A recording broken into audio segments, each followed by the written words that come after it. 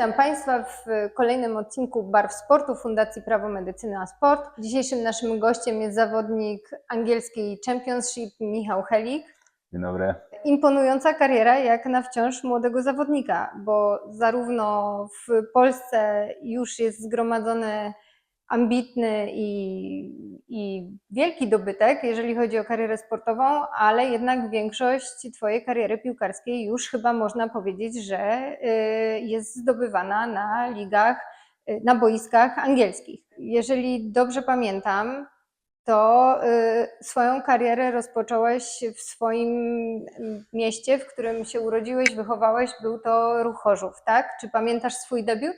No tak, zaczynałem w Ruchu Chorzów jako młody chłopak, przebijałem się przez akademię, przez wszystkie szczeble i udało się zadebiutować w Ruchu, co było moim, można powiedzieć, na tamte czasy największym marzeniem sportowym. Niestety ten debiut nie należył do najprzyjemniejszych, ponieważ przegraliśmy 6-0 w Białymstoku, aczkolwiek no, zawsze to będzie taki słodko-gorzki dzień w moim życiu, bo jednak spełniłem marzenie zadebiutowania z koszulką, z R-ką na piersi. Aczkolwiek no, porażka, która jest, można powiedzieć, wstydliwa do teraz i gdzieś zawsze jak się wspomina ten debiut, to jest to z tyłu głowy. Ale tak, zadebiutowałem w Ruchu Chorzów i tak jak mówisz, teraz już można powiedzieć większość chyba kariery, więcej meczów mi się wydaje zagrałem w Anglii niż tutaj w kraju. Ale pozostańmy jeszcze w Polsce. Po Ruchu Chorzów poszedłeś do Krakowi, z którą zdobyłeś Puchar Polski. No, pierwsze trofeum w bardzo młodym wieku. Jak wtedy się czułeś? No tak, przeszedłem z Ruchu do Krakowi i tam spędziłem 3 lata. Zagrałem bodajże 101 meczy w Ekstraklasie, no i zdobyliśmy ten Puchar Polski, co było wielkim sukcesem, myślę, nie tylko dla mnie, ale też dla klubu, dla wszystkich zawodników. No było to coś niesamowitego, pierwsze trofeum na poziomie seniorskim, jedyne jak dotychczas. Mam nadzieję, że nie ostatnie.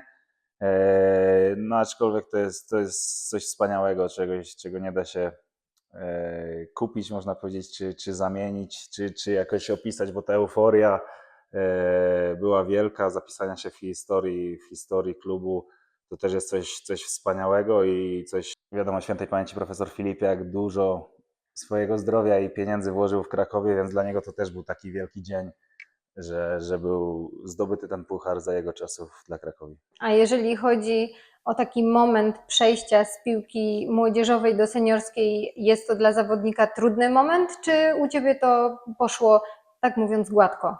No na pewno nie jest to łatwe, bo to są dwa inne światy, ta piłka juniorska w porównaniu do piłki seniorskiej. Myślę, że w moim przypadku przeszło to w miarę dość gładko, przez to, że ja zawsze bazowałem, można powiedzieć, na takiej pracowitości i ci starsi zawodnicy doceniali. Też zawsze podchodziłem z szacunkiem do starszych zawodników, do ich dokonań. W Ruchu Chorzów miałem wielu takich zawodników, którzy zagrali po kilkaset meczy w Ekstraklasie i też trafiłem, myślę, na dobrą grupę, która była pomocna w tych moich pierwszych krokach w Ekstraklasie, ale też kiedy trzeba, to zganiła, więc trafiło się też wielu chłopaków, którzy pomagali mi w tym właśnie przejściu i myślę, że też trener, bo wtedy, jak się nie mylę, trener Jacek Zieliński też bardzo fajnie podchodził do młodych chłopaków i też za niego dostałem te pierwsze minuty w Ekstraklasie, także bardzo mile wspominam współpracę z nim. A jak jesteśmy w temacie zmian, to jak wyglądała Twoja zmiana, jeżeli chodzi o zmianę ligowych boisk z polskich na angielskie? Jest to trudna zmiana, jest to zupełnie inny poziom rozgrywkowy. Czy jest coś, co można porównać do polskiej ligi? No nie było to łatwe, bo zawsze jest zawsze jest trochę niepewności przed zmianą. Zmiana kraju, zmiana w ogóle całego życia, można powiedzieć, jest zawsze troszkę taka nerwowa. Tym bardziej, że wyjeżdżałem tam, można powiedzieć, z dnia na dzień, bo długo Krakowia nie chciała się zgodzić na ten transfer. Ja już, można powiedzieć, powoli zaczynałem tracić nadzieję, że to dojdzie do skutku, aż tu nagły zwrot akcji, dostałem telefon, że jednak jest zielone światło i praktycznie z dnia na dzień spakowałem się i wyjechałem do Anglii, zostawiając wszystko tutaj, tak jak było, mieszkanie, żonę, bądź wtedy narzeczoną jeszcze, albo nawet dziewczynę, nawet nie pamiętam już, psa, Także wyjechałem tam i już po tygodniu bodajże grałem w pierwszym meczu ligowym w całkiem nowej rzeczywistości. Także nie jest to łatwe się przestawić. Myślę, że przeskok poziomu też na pewno był dość duży do angielskiej piłki, ale cieszę się, że się zdążyłem do niego dość szybko zaadaptować, bo praktycznie wskoczyłem do tego jadącego już pociągu, bo liga już trwała, więc nie było, można powiedzieć, czasu na jakieś wielkie adaptacje, nie wiem, przełamywanie barier, tylko trzeba było wskoczyć i funkcjonować. Myślę, i to też mi pomogło, że jakby nie było takiego większego czasu na zastanawianie się, tylko po prostu trzeba było działać i przemawiać na boisku i to mi się wydaje, mi też troszkę ułatwiło. No ale na pewno nie jest to łatwy moment i jak pokazują realia, wielu zawodników na tym pierwszym etapie wyjazdu za granicę, można powiedzieć, tak przysłowiowo się odbija i gdzieś nie aklimatyzują się dobrze. I ja miałem to szczęście, że od młodego chłopaka rodzice naciskali na mnie i też pomagali mi w tym, żebym uczył się języka angielskiego, żebym gdzieś dogadywał się płynnie w tym języku już tutaj w Polsce. I myślę, że to też mi pomogło, że ta świadomość i ta znajomość języka angielskiego, że nie miałem tej bariery takiej na początku, tylko od razu, można powiedzieć, mogłem nawiązywać kontakt czy to z zawodnikami, czy ze sztabem szkoleniowym, to na pewno też dużo mi pomogło przy takim wyjeździe. Mhm. Czyli jak słyszymy, nie są to proste zmiany, a czy miałeś jakieś wsparcie mentalne? Ktoś cię do tego przygotowywał, czy polegałeś tylko i wyłącznie na własnej intuicji, na własnych przekonaniach i doświadczeniu, które zdobyłeś dzięki już wieloletniej pracy jako młody zawodnik, jako zawodnik kilka lat grający w Polsce, no i też na tej wiedzy, którą przekazali ci rodzice, jak mówisz? Tak, ja w tamtym etapie pracowałem już z trenerem mentalnym też, żeby jakby dołożyć tą cegiełkę i rozwinąć się też na tym poziomie świadomości zdrowia psychicznego i takiego podejścia mentalnego do treningu i do wykonywania zawodu, do meczy. Więc przygotowywaliśmy się na tą zmianę, przygotowywaliśmy się na to wejście do nowego środowiska. No i wiadomo, ze strony rodziców też była duża pomoc, aczkolwiek no, tylko zdalna, można powiedzieć, bo mi rodzice w pierwszym momencie tam nie przyjechali, tylko jakby też byli ciekawi, jak to wygląda. Rozmowy z nimi, wiadomo, też odrywają, też czuć takie wsparcie i no na pewno miałem dużo ludzi wokół mnie, którzy mi pomagali. Też muszę tutaj zaznaczyć, ze strony klubu, ze strony Barnsley zostałem zaopiekowany naprawdę, naprawdę wyśmienicie. Te pierwsze dni były bardzo pomocne i ja też się starałem czerpać ze swojego doświadczenia, jak widziałem obcokrajowców, którzy przyjeżdżają do Polski, jak oni się tutaj zachowują, jak ja jako, można powiedzieć, Polak w swojej lidze polskiej chciałbym, żeby na przykład, chciałbym widzieć obcokrajowców, którzy przyjeżdżają, którzy starają się dawać z siebie wszystko dla dobra klubu, nie tylko zarobić pieniądze i opuścić nasz kraj, tylko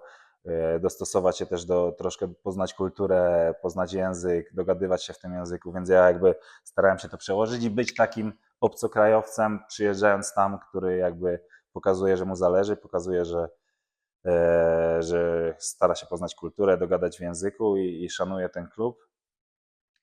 No ale na pewno te początki nie były najłatwiejsze. A tam też w karierze Barnsley, klubu Barnsley były i wzloty i upadki, tak? Bo tutaj walka o baraże i walka o najwyższą ligę angielską, a jednocześnie następnego sezonu, o ile dobrze pamiętam, obrona przed spadkiem, ale miałeś też i zarówno w jeden, jak i w drugi, bo oba trzeba nazwać sukcesami, ogromny wkład, bo jesteś jednym z najbardziej rozpoznawanych obrońców drugiej ligi angielskiej, który jest tak bramkostrzelnym obrońcą. Czy miałeś jakieś momenty zwątpienia w którymś z tych momentów? No bo jednak nie wejście po barażach do wyższej ligi no jest w początkowej fazie jakby pewnego rodzaju porażką, tak?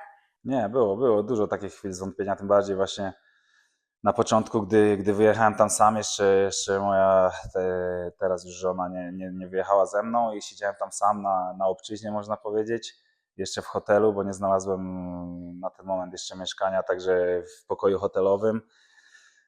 I też doszło do dość ciekawej sytuacji, bo praktycznie po, nie wiem, 3 czy 4 kolejkach odszedł trener z klubu, który mnie ściągał.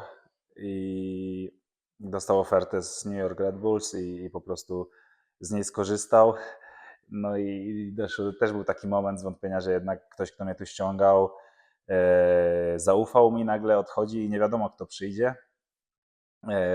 Ale przyszedł trener Valérien Ismaël, z którym właśnie sięgnęliśmy po tą pozycję barażową do Premier League, więc koniec końców wyszło to super, aczkolwiek po tym można powiedzieć sukcesie, gdy z Barnsley doszliśmy do baraży, tam odpadliśmy w półfinale. Trener Ismaël też dostał lepszą ofertę i też odszedł. No i ta zmiana na stanowisku trenera, podeszło kilku zawodników z klubu, ja miałem długi kontrakt, więc ciężko mi było odejść, bo tak naprawdę dopiero podpisałem ten kontrakt i klub, można powiedzieć, w tamtym momencie się trochę posypał, co się odbiło czkawką w następnym sezonie, bo spadliśmy z ligi, więc to też był taki bardzo mocny cios i duży moment zwątpienia, czy tak naprawdę co dalej robić, czy to była taka porażka, że nie wiem, trzeba wracać do kraju, czy walczyć, czy po prostu jak sobie z tym poradzić i był taki moment zwątpienia, ale myślę, że też udało mi się w tamtym momencie zmienić klub, zgłosił się klub z Anglii, były też oferty powrotu do Polski, ale ja stwierdziłem, że nie powiedziałem tam ostatniego słowa, że chcę powalczyć i koniec końców dobrze się tam czułem, już troszkę się bardziej zaaklimatyzowałem i czułem, że to jest fajne środowisko, więc postanowiłem zostać i walczyć dalej na angielskich boiskach. A potem w Twojej karierze przyszedł ten moment i powołanie do reprezentacji Polski. To jest to, na co każdy z zawodników czeka, to jest to wymarzone trofeum, to powołanie, to wystąpienie w reprezentacji. Czy jest jeszcze coś, czego można chcieć więcej? No na pewno, to było chyba troszkę wcześniej, jakby zaraz po tej pozycji barażowej. No przyszło to pierwsze powołanie od trenera Paulo Sousy. No nie, no to już myślę takie marzenie, o którym, tak jak mówię, jak byłem młodym chłopakiem, to nawet nie myślałem, bo zawsze ten Ruch Chorzów był na pierwszym miejscu i się przewijał ten debiut w Ruchu Chorzów. Aczkolwiek no potem, jak już zadebiutowałem w Ruchu, no to każdy marzy, żeby do tej reprezentacji się dostać i zagrać z orzełkiem na piersi. Więc to na pewno spełnienie ogromnego marzenia, debiut i bycie częścią tej reprezentacji narodowej to było coś wielkiego dla mnie i coś, co bardzo miło wspominam, chociaż wiadomo, też były różne mecze, lepsze, gorsze. Aczkolwiek byliśmy też miałem przyjemność być na Euro, na Mistrzostwach Europy, które też nie poszły do końca po naszej myśli, aczkolwiek no było to coś niesamowitego i coś, za czym teraz tęsknię i chciałbym wrócić i robię wszystko, żeby jeszcze do tej reprezentacji wrócić, bo też czuję, że nie powiedziałem jeszcze ostatniego słowa. Staram się na co dzień udowadniać, że jestem w stanie grać na tym poziomie i myślę, że jeszcze ten moment nadejdzie, że będę mógł zagrać z orzełkiem na piersi ponownie. Oczywiście życzymy Ci tego, ja Ci tego osobiście również życzę. Natomiast Michał, był jeszcze taki trudny moment, bo o tych trudnych momentach też się długo pamięta. Był to taki zwrotny moment w Twojej karierze na samym początku, kiedy dotknęła Cię trudna kontuzja i z której wychodziłeś przez wiele miesięcy. Jako że tutaj fundacja też w swoich celach i w swoich działaniach ma to, żeby tego zawodnika edukować i wspierać w tym, jak się przechodzi przez taki proces kontuzji. Może Ty byś się podzielił doświadczeniem tutaj z naszymi słuchaczami, jak to było u Ciebie, bo jednak kontuzja była ciężka, długa, nawet była perspektywa zakończenia kariery, która tak naprawdę dopiero co się rozpoczęła. Mógłbyś powiedzieć, jak sobie z tą sytuacją poradziłeś? Jasne, no to był chyba najcięższy moment. Wtedy jeszcze ciężko powiedzieć, że kariery, bo tak jak mówisz, dopiero zaczynałem, zagrałem kilkanaście spotkań bodajże i przyplątała się kontuzja, która wykluczyła mnie z grania na chyba 1,5 roku, jak się nie mylę. Bardzo ciężki okres i myślę, że w Ruchu Chorzów byli wspaniali ludzie, którzy chcieli mi pomóc, ale nie do końca, myślę, byli w stanie, więc ja też zacząłem szukać poza klubem, poza tutaj Śląskiem, jeździłem do różnych specjalistów po całej Polsce, za granicę.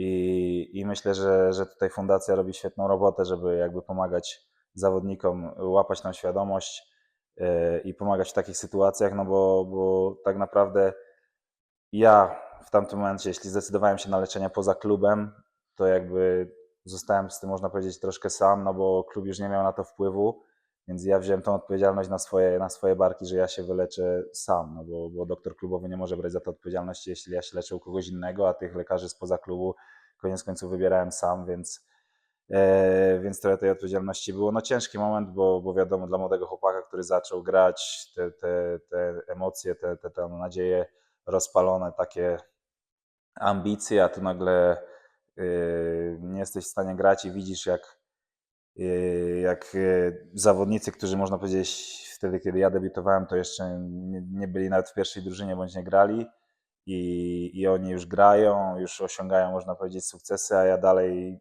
jestem w tym samym miejscu albo nawet się cofam, można powiedzieć, bo nie gram, nie trenuję, nie rozwijam się piłkarsko, więc na pewno był to ciężki moment.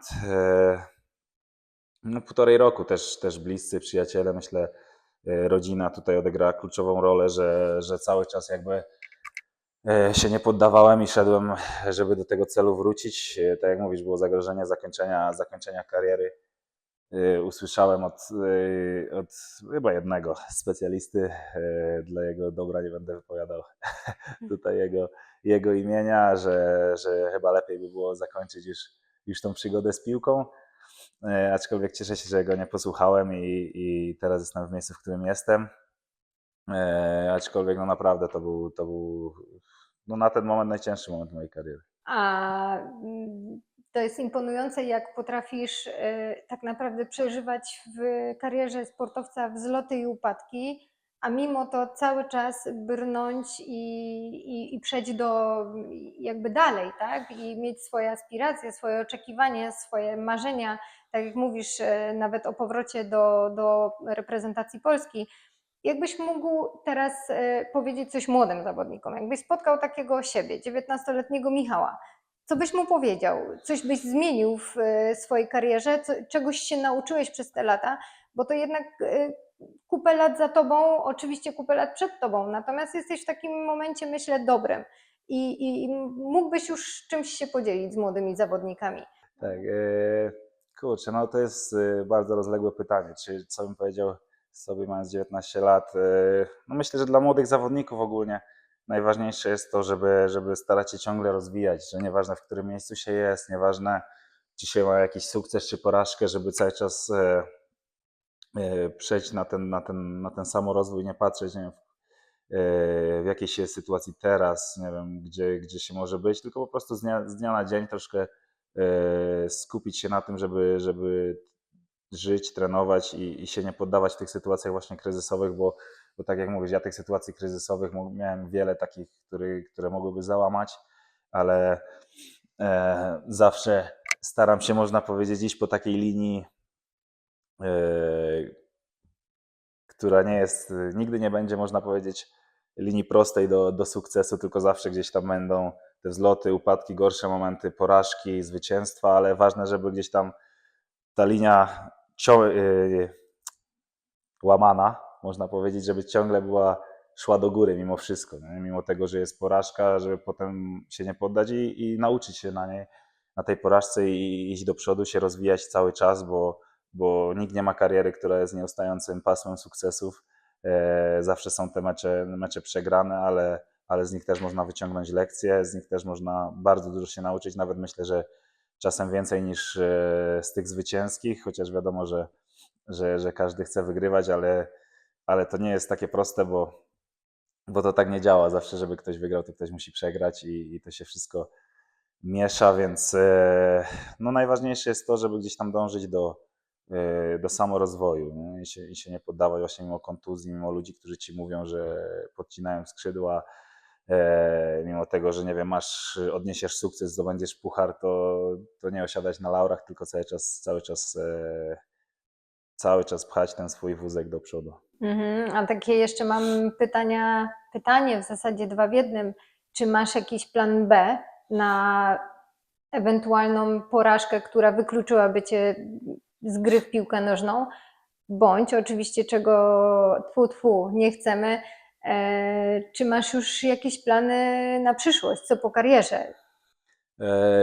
Zacząłem, właśnie to jest trochę niefortunne, bo zacząłem w tym roku robić w Anglii kurs trenerski UFAB, ale zacząłem go robić w klubie, który zmieniłem po pół roku, więc ciężko byłoby go kontynuować, można powiedzieć, bo zmieniłem całkiem miejsce życia i to było nie do zrobienia, nie do spięcia już na takim poziomie, który by mi nie zaburzał też funkcjonowania jako profesjonalnemu piłkarzowi.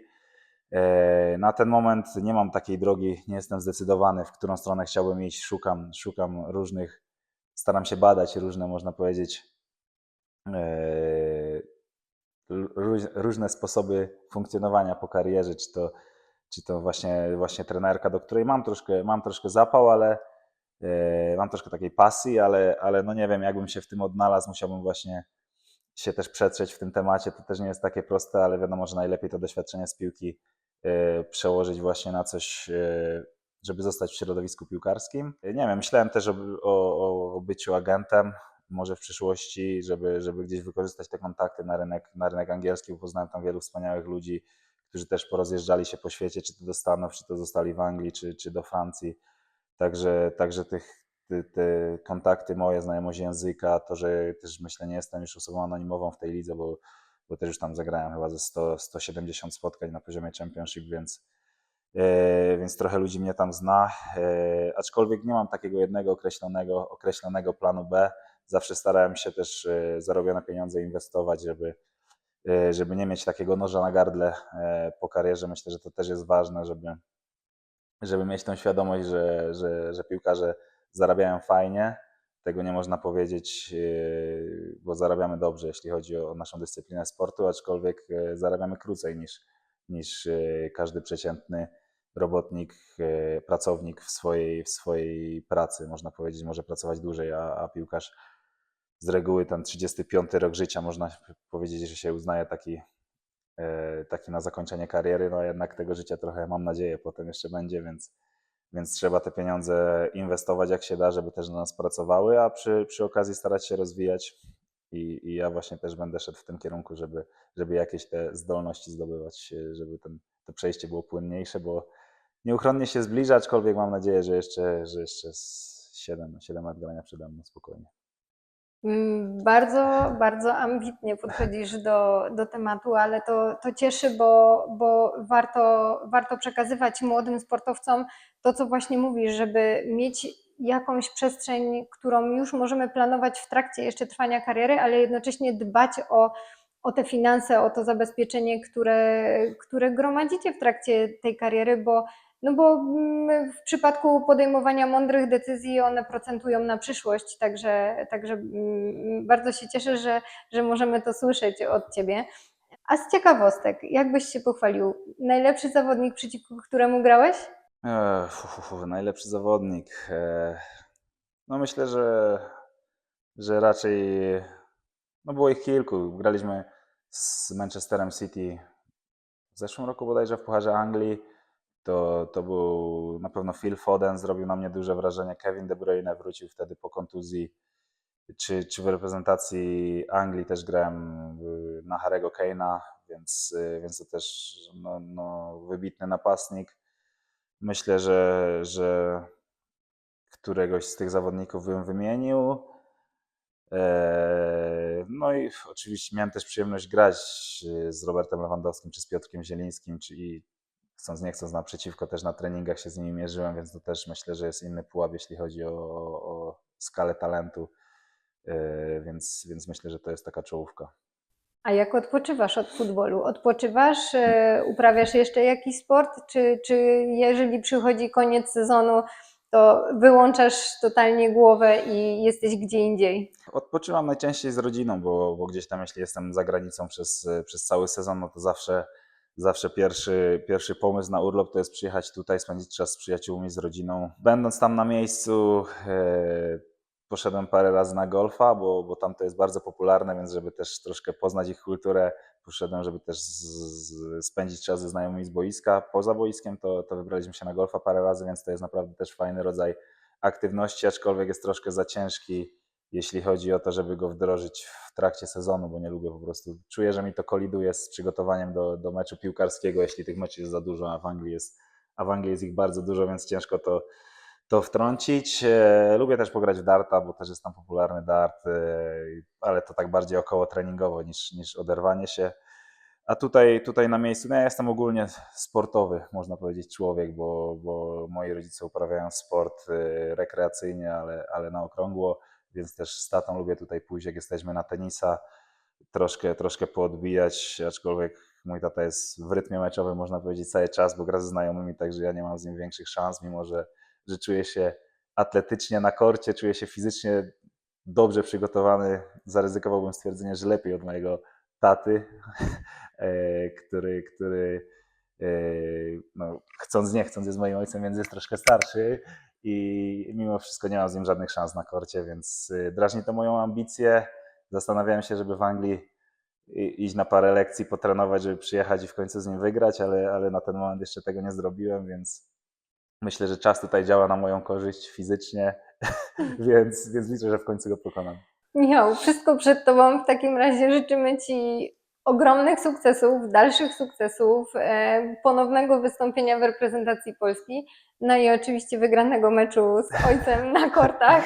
Dziękuję bardzo. Dziękujemy bardzo, że zechciałeś tutaj przyjechać, podzielić się z nami swoim doświadczeniem, swoją historią. Myślę, że jesteś ogromną inspiracją dla młodych zawodników, no ale też trenerów, którzy mając takiego pod sobą zawodnika, myślę, że mają dużo prostsze zadanie, aniżeli, powiedzmy sobie szczerze, no nie każdy potrafi być tak ambitnym i tak samozapartym zawodnikiem jak Ty. Także bardzo dziękujemy i Dziękuję życzymy bardzo. wszystkiego dobrego. Dziękuję bardzo. Dziękujemy.